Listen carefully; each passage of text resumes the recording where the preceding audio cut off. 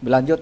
Mohon izin konfirmasi Pak Menko, ini ada info beredar bahwasanya aliran dana dugaan korupsi PDS 4G ini mengalir ke 3 partai. Di sini disebutkan PDIP, Gerindra, dan Nasdem. Ini mohon tanggapannya Pak Menko.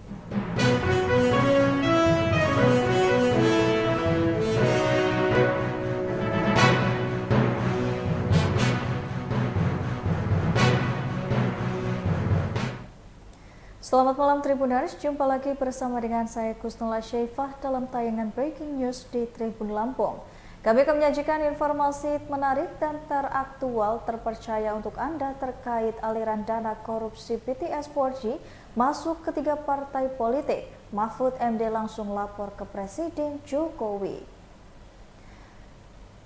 Mahfud MD selaku Menteri Koordinator Bidang Politik, Hukum, dan Keamanan atau Menko Polhukam sekaligus PLT Menteri Komunikasi dan Informatika menjelaskan kabar terbaru terkait dengan kasus dugaan korupsi BTS 4G yang menjerat kader Partai Nasdem, Johnny G. Plate.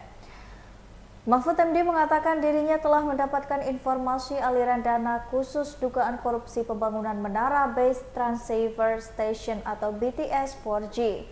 Diakui oleh Mahfud MD, ihwal aliran dana korupsi BTS 4G ini mengalir ke 3 partai politik.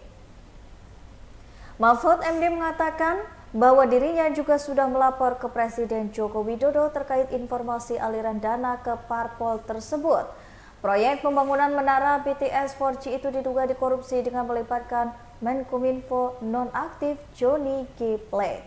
Mahfud MD mengatakan proyek tersebut sudah berjalan sejak 2006, tetapi baru menemui masalah pada anggaran tahun 2020, yaitu ketika proyek senilai 28 triliun sekian triliun ini dicairkan dulu sebesar 10, sekian triliun pada tahun 2020 sampai dengan 2021.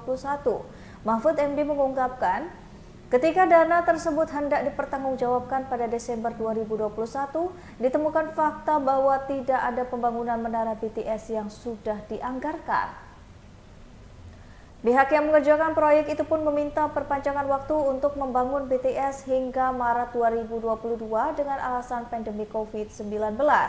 Untuk diketahui, Johnny, yang juga politisi Partai Nasdem, ditetapkan sebagai tersangka kasus dugaan korupsi penyediaan menara BTS 4G dengan infrastruktur pendukung 1, 2, 3, 4, dan 5 bakti Kementerian Kominfo tahun 2020 sampai dengan 2022. Direktur Penyidikan Jampitsus Kejagung Kuntadi mengungkapkan penetapan tersangka terjadi terhadap Plate terkait wewenangnya sebagai pengguna anggaran dan posisinya sebagai menteri.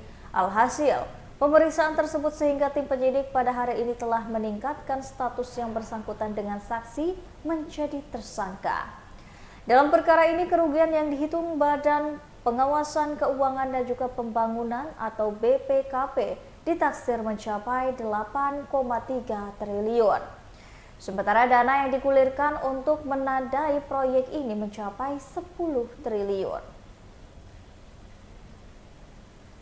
Penilai akhir yang dipimpin oleh Presiden itu telah menetapkan 4 pejabat eselon 1, 2 pejabat eselon 1A, yang 2 eselon 1B, yang SK-nya sudah keluar sebagai kepres sebelum saya diangkat menjadi PLT Menteri. Nah, hari ini saya melantik, ya, bukan menggusur, karena ada yang menulis membabat menggusur, nggak ada yang baru. Ini dari Presiden. Sebelum saya ke sini sudah ada kepresnya, oleh sebab itu tadi kepresnya sudah dibacakan, itu udah lama sebelum ini. Saya tadi udah menyampaikan pesan-pesan yang sifatnya normatif, sekaligus filosofis dan psikologis berdasar aturan perundang-undangan. Tetapi saya ingin sampaikan, tadi saya menyampaikan 5 hal khusus untuk kehadiran saya sebagai PLT di sini. Mengapa? Karena saya menjadi PLT itu karena ada satu peristiwa hukum, sehingga harus diangkat seorang PLT, dan kebetulan Presiden meminta saya sebagai PLT Kemenkominfo sampai waktu yang nanti akan ditentukan kemudian.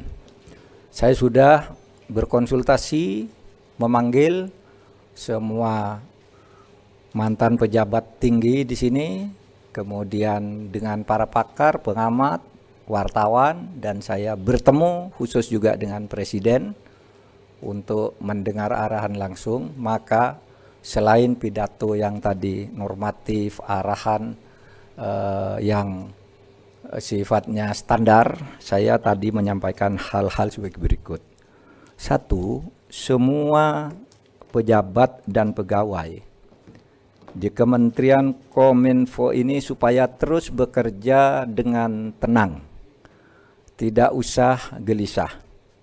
Proses hukum yang akan berlangsung itu ada prosedurnya sendiri, tidak akan menyasar sembarang orang, itu aturan hukum. Jadi saudara tenang saja bekerja seperti biasa dan jangan terhambat, jangan juga takut untuk mengambil keputusan. Dan nanti kalau ada sesuatu yang memang menyebabkan saudara ragu, bisa ke saya kalau itu pejabat-pejabat eselon 1. Yang kedua, proyek BTS 4G itu akan dan harus diteruskan. Proyek itu dimulai tahun 2006 dan sekarang tahun 2003, berarti sudah 16 tahun lebih proyek berjalan. Itu artinya yang dikeluarkan sudah banyak. Dari tahun ke tahun berjalan dengan baik, baru terjadi musibah pada tahun anggaran 2020 dan implementasinya di 2021, proses hukumnya dimulai tahun 2022. Oleh sebab itu, Presiden memerintahkan ini harus berjalan, tidak boleh berhenti.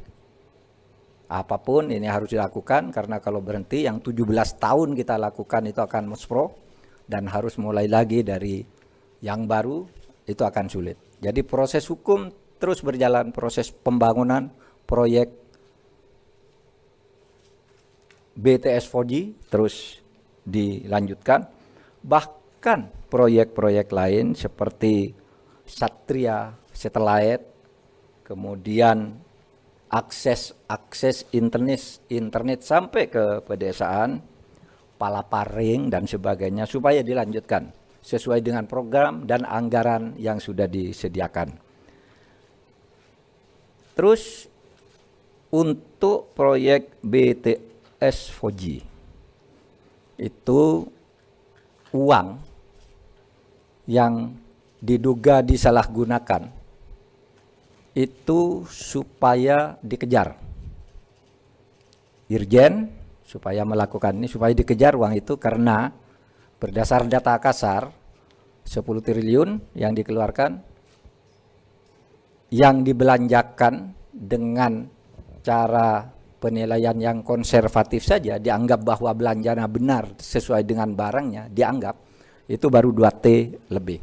Sehingga yang menguap sampai sekarang menurut hitungan BPKP 8,1 atau 8,2. Nanti pengadilan akan membuktikan seberapa besar sebenarnya yang menguap itu.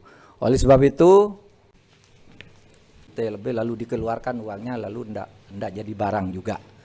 Nah, itu bagaimana selanjutnya nanti kita akan bicarakan ke dalam. Pokoknya proyek itu tidak boleh putus, karena akan membuang energi kita dan biaya yang sudah 17 tahun berlangsung. Berlanjut. Mohon izin konfirmasi Pak Menko, ini ada info beredar bahwasanya aliran dana dugaan korupsi PDS 4G ini mengalir ke 3 partai. Di sini disebutkan PDIP, Gerindra, dan Nasdem. Ini mohon tanggapannya Pak Menko. Terima kasih. Ya, terima kasih. Saya juga dapat berita itu dengan nama-namanya gitu, tapi saya anggap itu gosip politik. Ya, gosip politik. Kita bekerja dengan hukum saja. Saya juga sudah lapor tentang itu ke Presiden. Pak, saya tidak akan masuk ke soal ini. Ini pembuktiannya akan rumit dan mungkin menimbulkan kerumitan politik. Oleh sebab itu, saya persilahkan kejaksaan atau KPK kalau itu di luar angka-angka yang sudah konkret untuk menyelidiki ini. Tetapi kalau saya sendiri menganggap itu sebagai gosip politik yang tidak akan saya tangani secara administratif di sini, secara manajerial kelembagaan, karena itu sudah masuk ke ranah hukum. Saya dapat info itu dan saya sudah lapor ke Presiden. Saya tidak akan masuk ke urusan politik. Ini hukum murni. Biar hukum nanti yang menentukan itu. Ada lagi? Baiklah Tribuners, setelah tadi breaking news di Tribun Lampung bersama dengan saya Kusnula Syaifa. Jangan lupa untuk terus saksikan video selengkapnya di YouTube Tribun Lampung News Video, Facebook Tribun Lampung, Instagram Tribun Lampung, dan juga TikTok Tribun Lampung untuk bisa mendapatkan informasi terupdate lainnya. Selamat malam dan sampai jumpa.